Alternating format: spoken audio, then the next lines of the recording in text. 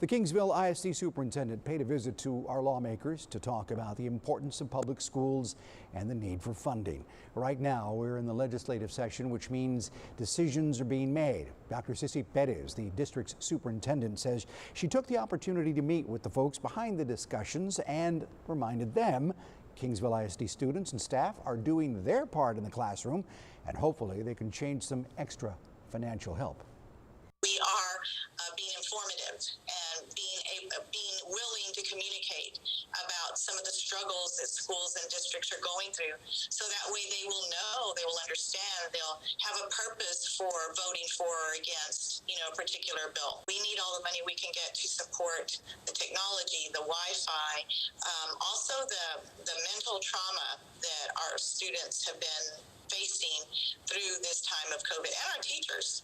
Indeed, and that change, of course, coming in the form of more funding. Dr. Perez says the decisions being made right now affect all public schools, which in our area is a whole lot.